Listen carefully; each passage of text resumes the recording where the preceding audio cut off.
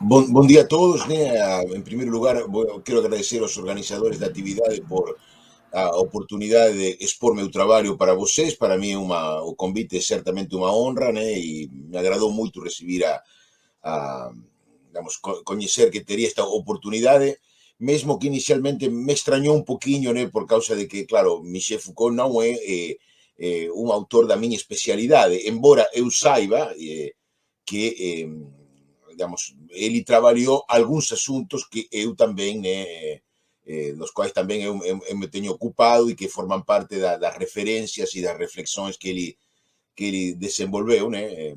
Então, eu era consciente disso, né? E também, por essa mesma razão, eu conhecia, né, alguma parte da obra dele, onde eu sabia que podia, a leitura dele poderia contribuir para o trabalho que eu venho realizando há muito tempo sobre questões de filosofia da biologia e, particularmente neste caso, questões de história da biologia. Bom, sobre o tema, né, eu imagino que vai ficar claro, né, o porquê do título da palestra, né, do vitalismo clínico de Bichat ao determinismo experimental de Claude Bernard, imagino, e da vida como causa ou como principio explicativo, a vida como efeito, né, como resultado. Acho que isso vai ficar claro, né, a porquê da escolha desse título ao longo da exposição. E vou começar então lembrando, né, alguma coisa que diz o historiador alemão da ciência Peter Reil no livro dele, o livro em inglês é Vitalizing Nature in the Enlightenment, seria vitalizando a natureza na ilustração, né, que ele diz aí uma coisa que, aliás, é o tema geral do livro dele, né, que na segunda metade do século XVIII, né, se configuram duas posições perante a concepção mecanicista da natureza vinda do século anterior, do século XVII, né, o século da Revolução Científica. Uma dessas posições, que aparecem aí no final do século, na segunda metade do século XVIII, é a posição daqueles pensadores que, a maneira de D'Alembert ou Laplace, né, seriam exemplos deles, né, seguiram se ajustando, embora com algumas reticências, a essa perspectiva mecanicista que tinha animado o desenvolvimento da física no século anterior. A outra posição era a posição de aqueles que decididamente iam além desse enquadramento mecanicista, postulando ora a existência de uma matéria vivente com propriedades diferentes dessa matéria inerte que era a única admitida pelo mecanicismo, ora admitindo a existência de forças naturais, embora distintas das forças mecânicas, que eran capaces de animar a materia, dotando a esa materia de capacidades y propensiones que esas fuerzas mecánicas serían, supuestamente, según él entendían, incapaces de explicar. Mas, seja como for, en un u otro caso, ese vitalismo ilustrado conducía a admitir que, en ciertas órdenes de fenómenos, sobre todo no caso dos seres vivos, a materia mostraba uma espontaneidade, uma capacidade de se dar movimento a si própria, sin cuya consideração muitos fatos resultavam inexplicáveis. Buffon, o naturalista mais influente do século XVIII, é o exemplo paradigmático da primeira variante desse vitalismo. As moléculas orgânicas que Buffon postulava para explicar tanto a origem da vida quanto a capacidade de reproduzir-se que os seres vivos possuíam, eran as unidades fundamentais de uma matéria diferente da mera matéria inerte considerada pelo mecanicismo. Como decía, para Buffon existían duas formas de materias. A matéria inerte, considerada pelo mecanismo, e uma matéria orgânica que apresentava propriedades, as propriedades que a gente observa nos seres vivos. En troca, por exemplo, Johann Blumenbach, o naturalista alemán de fin do século XVIII, cuyos trabalhos Kant valorizou muito, né, que ele retomou en algún sentido Kant os traballos do Blumenbach na terceira crítica na crítica da facultade do julgamento, né? Este Blumenbach constitui un exemplo da segunda forma que o vitalismo podía tomar, non postulando unha materia diferente, sino postulando un tipo de forza diferente. o nisus formativus, esa forza que ele chamava Blumenbach, o nisus formativus, que ele postulava, era uma força supostamente capaz de orientar o crecimiento y o desenvolvimiento de los seres vivos de manera tal que de ahí resultasen formas que evidenciasen esa adecuación de estructura y función que es típica de lo que Kant llamó después productos organizados da natureza. O nisus formativus, podríamos decir, era una fuerza que se impuña a las fuerzas puramente mecánicas y hasta cierto punto a submetía, impondo a materia configuraciones con arranjo afins que esas fuerzas mecánicas nunca podrían explicar. Esclarezo, entretanto, que esos vitalismos das fuerzas ontogenéticas, como ese de Blumenbach o de aquel también de otro autor un poquito anterior, el que fue o Caspar Wolff, no será o foco da miña análisis na palestra. O que aquí haberá de nos ocupar é o tipo de vitalismo sustentado por Xavier Bichat, o que era un influente médico e fisiologista francés da virada do século XVIII para o século XIX, que foi un dos responsáveis da reformulación do ensino médico na França revolucionaria. Aí, nos escritos de Bichat, as forzas vitais non son citadas elas tanto para explicar o desenvolvimiento da configuración dos seres vivos, mas elas, en todo caso, son citadas para explicar súa fisiología, non a configuración, mas o funcionamento, podríamos dizer.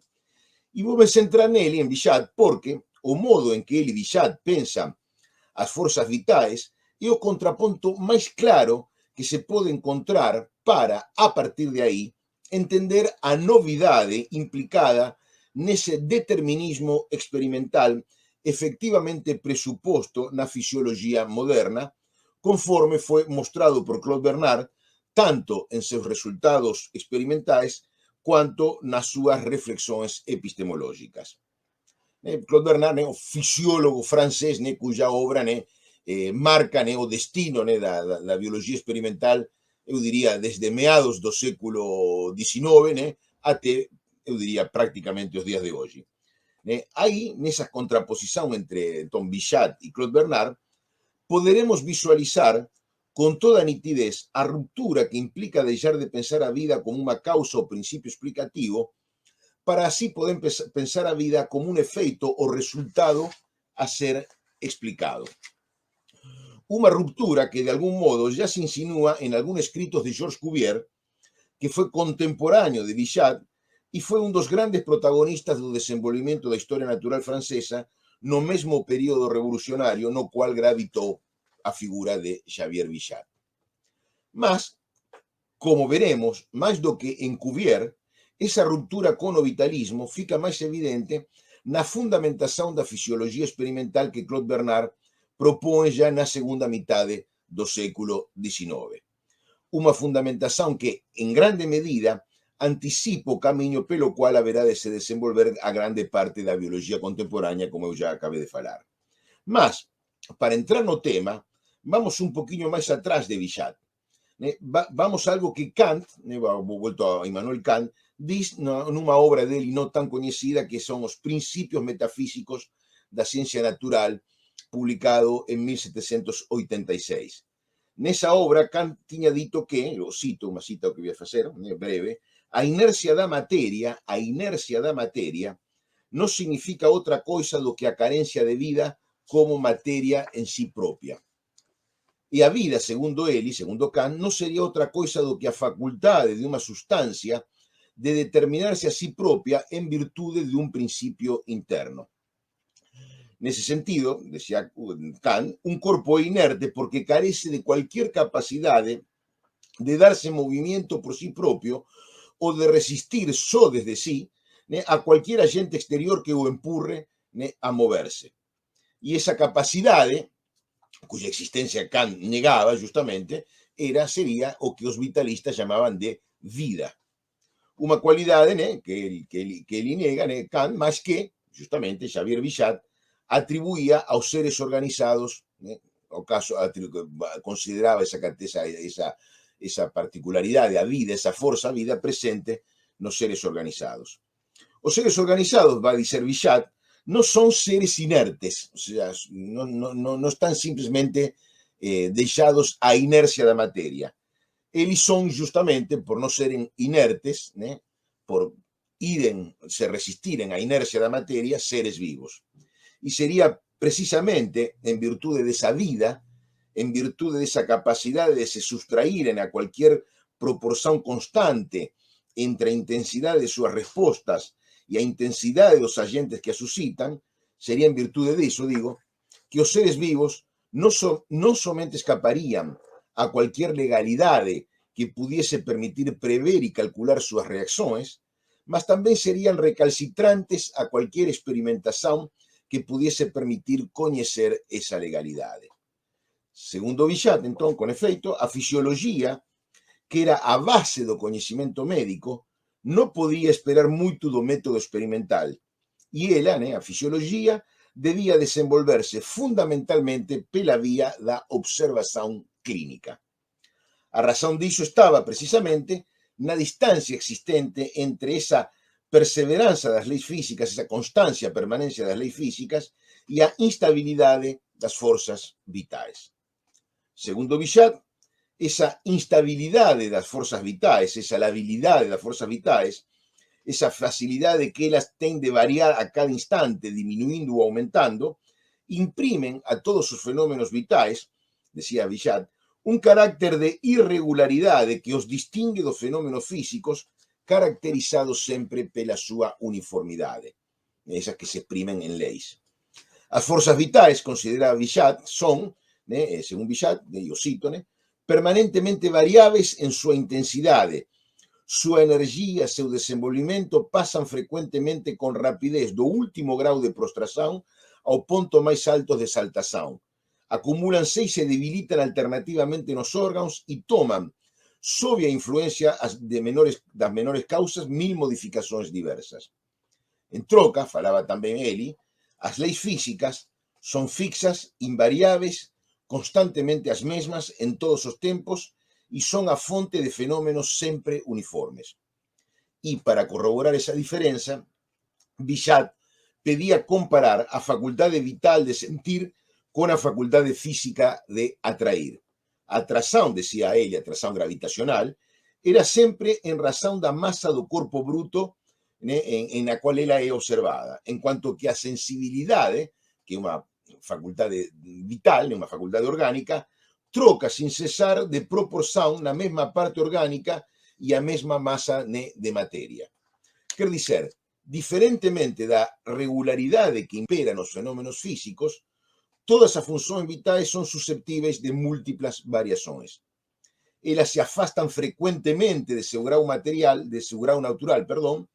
escapando a todo tipo de cálculo, nisso insistía moito Bichat, e assim, decía Eline, para matematizar ese fenómeno serían necesarias tantas fórmulas cuantos casos se apresenten. Por iso, conforme Bichat tamén falaba, neses fenómenos non se pode prever nada, outra vez unha cita, nada se pode predicer, nen calcular. Por iso, o único que temos a respeito deles son aproximações e, en geral, aproximações incertas, inseguras.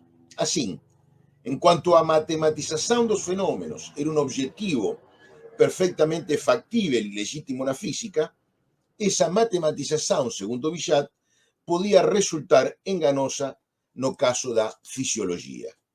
A respecto deso, ele falaba, e cito outra vez a Bichat, a invariabilidade das leis que regen os fenómenos físicos permite someter ao cálculo todas as ciencias que os ten como objeto, en cuanto que, se aplicadas aos actos da vida, as matemáticas non poden jamais ofrecer fórmulas gerais. Calculamos a órbita dun cometa, a resistencia dun fluido que percorre un canal inerte, a velocidade dun proyectil, etc. Mas calcular, como Borelli, a forza dun músculo, con Key, a velocidade do sangue, con Jurin Lavoisier, a quantidade de ar entrado en un pulmón, é asentar sobre areia movediza un edificio en sí mesmo sólido, mas que cae a cualquier momento por súa falla na base. Sendo precisamente a vida, entendida como conjunto de forzas vitais, o que explica a ocorrencia e as particularidades deses fenómenos que non se ajustan á legalidade física. A vida, sin ser nada sobrenatural, no é alheia a orden, sin ser nada sobrenatural, ela é alheia a orden física y también, y no solamente ela é alheia a orden física, sino que ela se resiste, y podríamos decir así, se revolta contra esa orden física, va en contra da orden física. Bichat llega a decir inclusive que a vida, e esa é a citación tal vez máis coñecida dele, a vida é o conjunto de funções que resisten á morte. E para ele, morrer, para Bichat, non era outra coisa do que se subordinar a orden do inerte, isto é, a orden física. Por iso, para evitar esa subordinación, era preciso que os seres vivos estivesen animados por unha forza que, como digo, mesmo sendo natural, fose distinta das forzas físicas e permitiese resistir a esas forzas físicas. Os seres vivos, decía Bichat, sucumbirían si eles non posuísen un principio permanente de reacción. E ese principio é justamente a vida.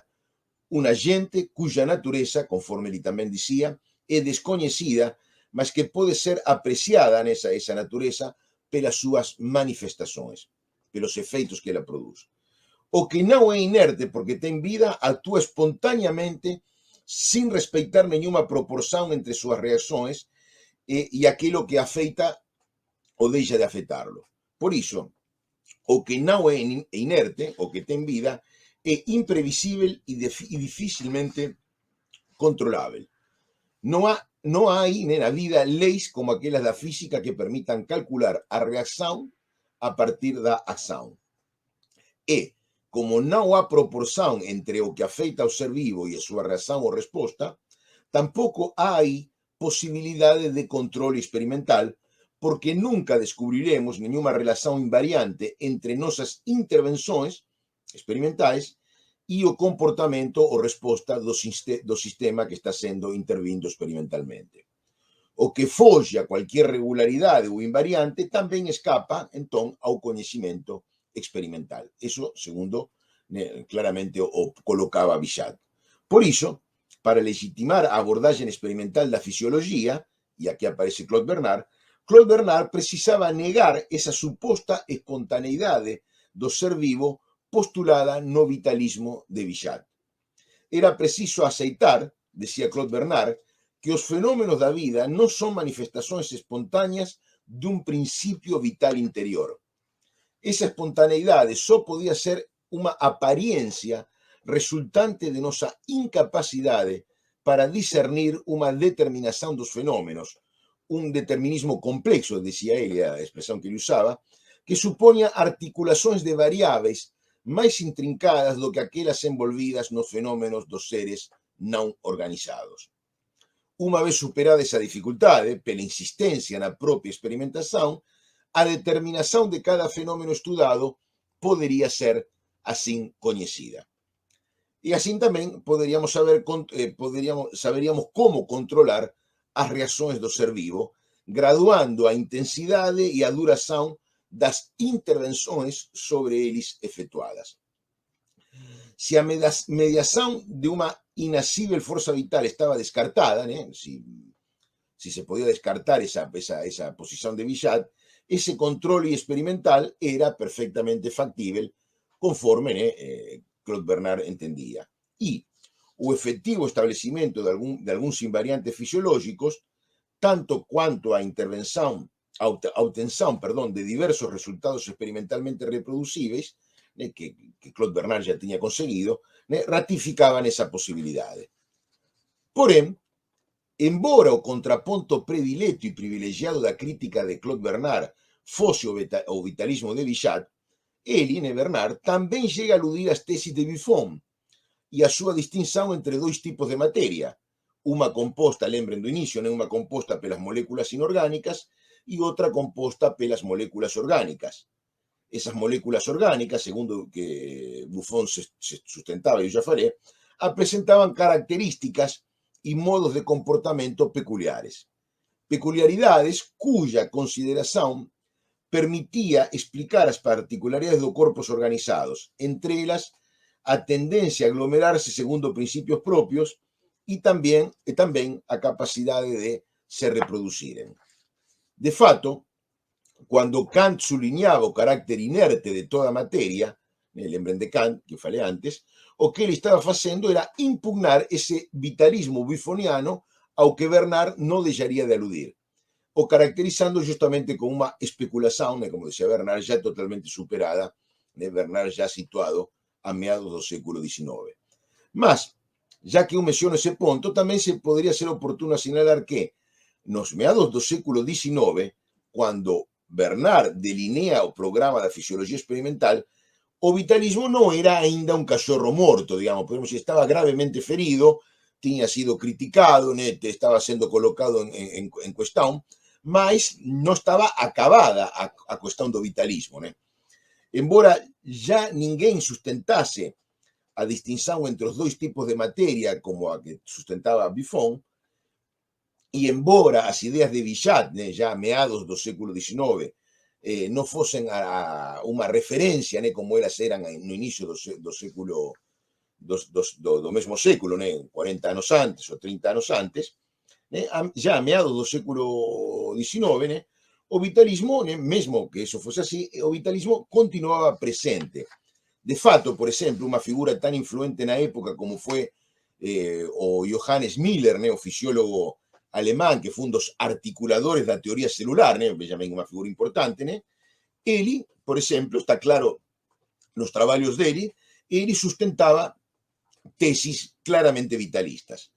Ademais, e por exemplo, se a gente pega diferentes obras da segunda metade do século XIX, eu penso, por exemplo, a uma obra de um antropólogo francês, Quatrefages, que se chama a obra A Espécie Humana, publicada em 1878, isto é, no mesmo ano da morte de Claude Bernard, a gente aí também vê, nos primeiros capítulos dedicados a questões fisiológicas, ele assume como obvias posições de tipo vitalista. Quizá não tão próximas de Bichat, mas seguramente próximas das tesis que Miller, o Johannes Miller, tinha sustentado em seu momento.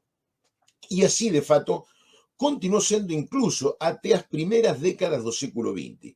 De fato, por exemplo, a ideia de entelequia, sustentada no início do século XX por Hans Driech, é um exemplo claro, um embriólogo alemán, un alemán dedicado a biologia do desenvolvimento, na época a gente ainda falava de embriólogo, esa idea de entelequia, então sustentada por Hans Driech a inicio do século XX, é un exemplo claro e coñecido da persistencia de un vitalismo da ontogenia, un vitalismo do desenvolvimento, semellante ao sustentado por Blumenbach, se lembran de aquele fisiólogo alemán, no fin do século XVIII, inicio do século XIX. E a meados do século XX, esas ideas, todavía a meados do século XX, esas ideas eran ainda objeto de algumas tardías discussões que possivelmente só foram totalmente encerradas em inicio da segunda metade do século, quando o advento da biologia molecular. Por exemplo, alguns escritos de Georges Canguilhem datan de uma época em que a questão ainda não estava encerrada, digamos, o que recém estava, digamos, no campo da biologia, digamos, o vitalismo estava passando a ser já definitivamente uma peça de museu. Como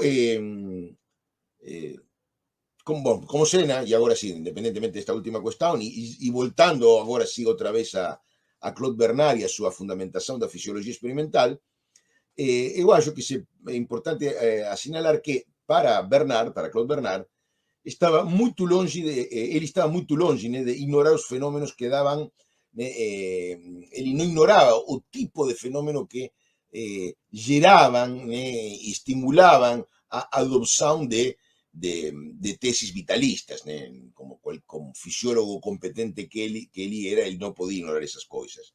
Num primeiro olhar, ele sabia a resposta que o Claude Bernard sabia, a resposta que um organismo dá a mudanças de seu entorno, sempre parecem escapar a qualquer regularidade físico-química. E assim, essas respostas só parecem explicáveis pela postulação de uma espontaneidade própria do ser vivo. Assim, En cuanto a temperatura de uma pedra sempre tende a se equiparar com a temperatura de seu entorno, um cachorro saudável e bem alimentado pode manter seus 38 graus de temperatura corporal, no obstante a temperatura de seu entorno seja muito maior ou muito menor do que sua própria temperatura. A pedra, podemos dizer, se comporta físicamente de uma forma previsível, en troca o cachorro do ponto de vista físico se comporta mal, digamos, a temperatura dele no se equipara con a temperatura do entorno. Todavía, e conforme Claude Bernard muito ben argumentada, para explicar esa resistencia ás mudanzas do entorno, non era necesario postular a intervención de forzas vitais, nem tampouco era preciso postular unha peculiaridade inherente á materia orgánica. No lugar diso, era suficiente recoñecer que a determinación dos fenómenos fisiológicos podía ser máis complexa e mediada por variables e sistemas de variables moito máis difíciles de desentrañar do que aqueles envolvidos na determinación dos fenómenos que acontecían nos fenómenos inorgánicos. E para comprender ese determinismo complexo que Bernard introduce, e digo, é para explicar ese determinismo complexo que Claude Bernard apela para a noción de medio interno. Ese conceito será o recurso pelo cual Bernard poderá explicar esa apariencia de sublevación á orden física que certamente daba espacio ao funcionamento, ao cual daba espacio ao funcionamento orgánico. Maselli, Maselli faz iso, ele consigue explicar esa apariencia de espontaneidade dos fenómenos físicos, dos fenómenos orgánicos, sin conceder nada ao vitalismo.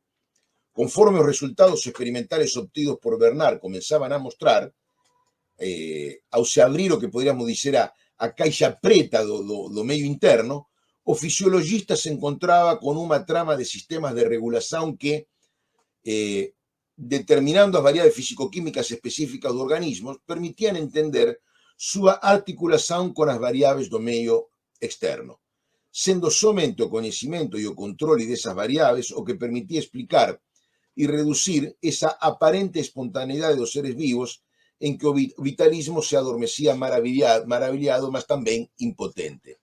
Así, aí onde Bichat vi un obstáculo imposible de ser superado para a ciencia experimental, aí, en ese lugar, Claude Bernard só recoñecía unha dificultade, sí, mas unha dificultade a ser superada. Era preciso, entón, estudar a complexa organización do ser vivo para así entender esa apariencia de espontaneidade vital, mostrando que ela obedecía a unha trama complexa de invariantes a ser descobertos justamente pela vía experimental. Así, a condición de ser vivo, a condición de estar vivo, que recoñecemos en algúns sistemas naturais, ya no sería entendida como efeito de unha forza particular, a chamada forza vital, e no lugar diso, esa condición sería considerada como o corolario de unha organización, como o resultado de certa convergencia na operación dos diferentes componentes do sistema orgánico. A vida, para dicirlo entón de outra maneira, ya non sería un principio explicativo, mas sin o resultado, o efeito a ser explicado por ese determinismo complexo ao cual Claude Bernard reiteradamente alude en seus escritos. E sería esa organización de variables que estaría encarregada de producir e preservar esa condición de estar vivo. Unha condición que, ademais, pode descreverse como a xeración e a manutención da distinción entre un medio interno e un medio externo. Un medio interno cuyos estados son relativamente independentes dos estados do medio externo, o medio circundante. E aí fica evidente o algo explicativo que pauta o traballo do fisiologista. Todo o traballo do fisiologista está orientado a explicar como é que esa autonomía, esa condición de estar vivo, pode producirse e preservarse, no obstante súa relativa improbabilidade. Nese sentido, hai que dicerlo, Bernard retoma unha posición que xa está presente na obra de Georges Cuvier. E aquí voltamos un poquinho para atrás. Para Georges Cuvier, que foi posiblemente a referencia máis influente de toda a historia natural que antecede a Revolución Darwiniana, a vida também é um efeito e não uma causa da organização funcional dos seres vivos. Isso é algo que Cuvier deixava muito claro na sua obra O Reino Animal, de 1817. Un poquinho depois dos traballos de Bichat, bastante antes dos traballos de Claude Bernard. Aí ele diz que a vida, e lo cito, em geral supõe a organização e a vida própria de cada ser supõe a organização que é própria desse ser. Como a marcha de um relógio supõe o relógio e por isso só vemos a vida nos seres organizados e feitos para ter justamente essa vida. A retórica de Cuvier, quando a gente lê os textos dele, ainda está um pouquinho permeada de vitalismo, o que indica que a esse respeito ele não tinha alcançado a compreensão que depois alcançou Claude Bernard. Assim, nas suas lições de anatomia comparada de 1805, um pouquinho antes, Cuvier ele diz que a vida exerce, texto textual, uma ação contrária a que sin ela producirían as afinidades químicas ordinarias. E aí, quando a gente lê o parágrafo na sua totalidade das lições de anatomia comparada, aí não está claro se a vida é pensada como causa ou como efeito de organização. Porque, também há que dizerlo, a própria ideia de organização tampouco ela é suficiente para romper con o vitalismo.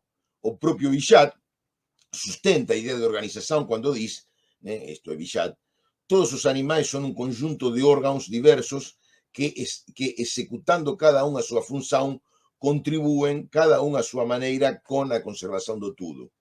Mas aí, en Bichat, a organización é un instrumento da forza vital, un instrumento da vida e non o soporte da vida ou a causa da vida. E, voltando a Cuvier, eu acredito que tamén cumple asinalar que, no que tange organización, ele tamén adoptaba unha posición contra a cual Claude Bernard teve que voltarse para así poder articular súa fundamentación da fisioloxía experimental. E aquí non aludo ao tema da forza vital, mas a outra cosa, a outra cuestión.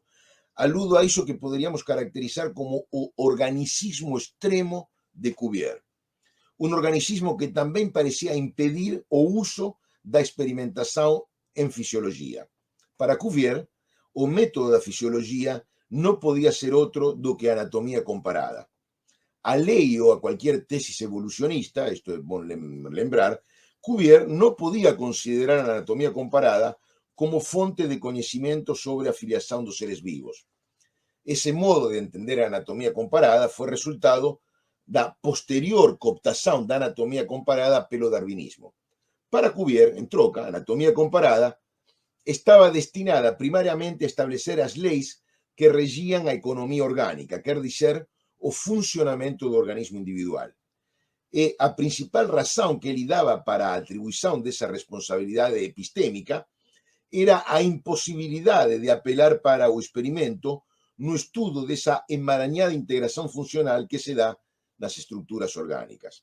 Así, do mesmo modo en que desde Hotel Dieu, hospital da época, Bichat levantaba as súas reservas sobre experimentación fisiológica, propondo que o coñecimento clínico tomase o lugar da experimentación aí, do mesmo modo, entón, semelhantemente a como Bichat facía iso, non moito longe de aí, desde podemos dizer, walking distance de aí, no Museo Nacional de Historia Natural, Cuvier facía algo semellante, só que, no lugar de apostar todo no coñecimento das correlações entre a difusión patológica e a lesión anatómica que eran reveladas pelo coñecimento clínico, que era o que o Bichat propuña como base do coñecimento fisiológico, no lugar de iso, Cuvier apostaba tudo no coñecimento deses experimentos naturais revelados pela anatomía comparada. Segundo Cuvier, sempre que a natureza e a complexidade dos fenómenos analizados impidiesen que seu estudo se pautase pela experimentación e pelo cálculo, sempre que iso acontecese, a comparación era, segundo ele, o único método a ser utilizado e ese sería, entón, o caso dos seres organizados. As máquinas que constitúen os objetos de nosas pesquisas, dice inclusive Cuvier textualmente nas lições de anatomía comparada, esas máquinas, que son los seres vivos, no pueden ser desmontadas sin ser destruidas. Por eso falaba también Eli, nós no podemos conocer o que resultaría da ausencia de una o de varias de sus engranajes y por consecuencia no podríamos saber cuál es la parte que cada una de esas engranajes toma no efecto total. Quer dizer, nós no saberíamos cuál es la función de ese elemento en la constitución y o funcionamiento del organismo. Por eso, no estudio de la fisiología era preciso limitarse a examinar, pela vía comparativa, todos los experimentos naturales que a propia naturaleza nos daba a conocer. Ahí, decía Cuvier, nos debíamos saber procurar os medios de suprir esa imposibilidad de hacer experimentos sobre los cuerpos vivos. Mas Claude Bernard vio que esa promesa de Cuvier no se estaba cumpliendo. Anatomía comparada, que estaba prestando un grande servicio na taxonomía biológica e na paleontología, no estaba contribuyendo o esperado no caso da fisiología. No estaba siendo suficiente para producir conocimiento fisiológico. Por eso él y Claude Bernard propuso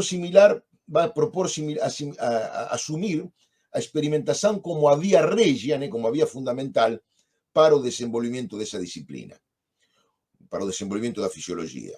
O importante, falaba Bernard, era que o enfoque experimental respeitase y no desarticulase os sistemas de regulación orgánicas y os considerase como recurso y no como obstáculo para entender o funcionamiento orgánico.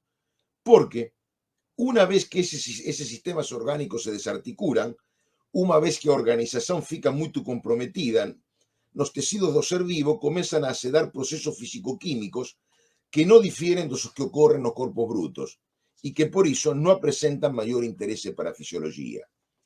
Y es por eso que a manipulación experimental do ser vivo no es nada fácil. Claude Bernard sabía eso. Y él requiere toda una técnica experimental que Claude Bernard apenas estaba comenzando a desenvolver. Entre tanto, o que más nos debe importar aquí es que, ao conceber a natureza y a posibilidad de esa técnica, Claude Bernard consigue responder a Georges Cuvier.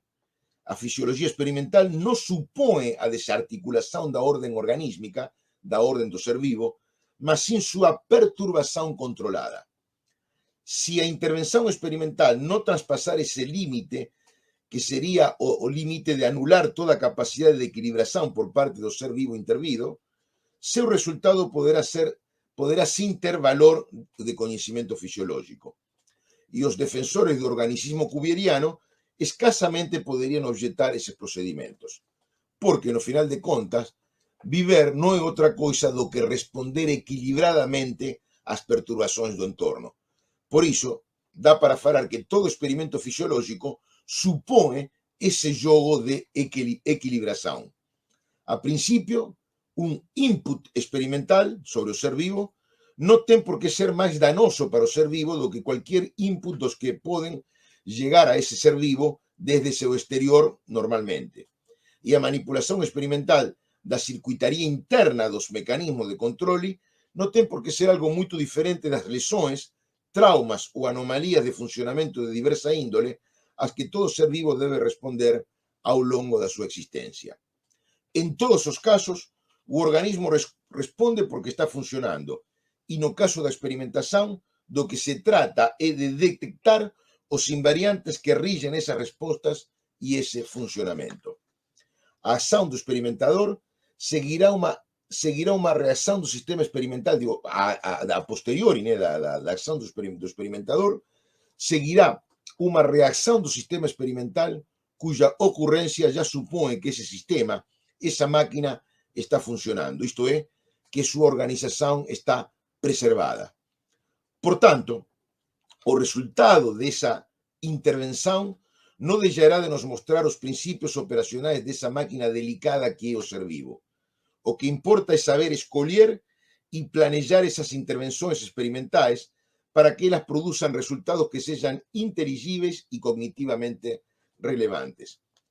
Con todo, para que esa abordaje experimental fose realmente fructífera, era imprescindible que ao seguir ela no se descoñecese o innegable núcleo de verdade que existía no organismo de Cuvier. E con eso me refiero justamente ao reconhecimento dessa harmónica organização funcional das estruturas orgánicas que Cuvier tanto tinha insistido. E então acho que con eso posso concluir miña experimentación, miña exposición, situando entón a Claude Bernard, digamos, tentando fundamentar o inicio tentando fundamentar o desenvolvimento, perdón, da fisiologia experimental, en virtude de un contraponto. Por un lado, con Cuvier, diciendo, bom, a experimentación non ten por que entrar en contradicción con a organización do ser vivo, isto é, esa intrincada organización interna do ser vivo, na cual toda estructura ten unha función a desempeñar, non pode ser, non ten por que ser un obstáculo para a experimentación en fisiología, pelo contrario, a experimentación en fisiología pode tomar como punto de partida a existencia desa integración funcional e se valer dela, justamente, o presupor que ela existe para así mellor comprender os principios que rigen esa integración. Mas, por outro lado, o que foi o inicio da palestra, a posibilidade do desenvolvimento desa fisiologia experimental mostraba que Bichat tiña errado en unha coisa, eso que ele chamaba a vida, que Bichat postula como explicación fundamental do fenómeno fisiológico, para Claude Bernard justamente era aquilo que debía ser explicado. A vida no explicaba nada, sino que a vida debía ser explicada como un resultado e un produto da propia organización que a fisiología experimental debía comprender e debía analizar. Bom, teño algunhas outras coisinhas para falar, mas ficarán en todo caso para a versão escrita.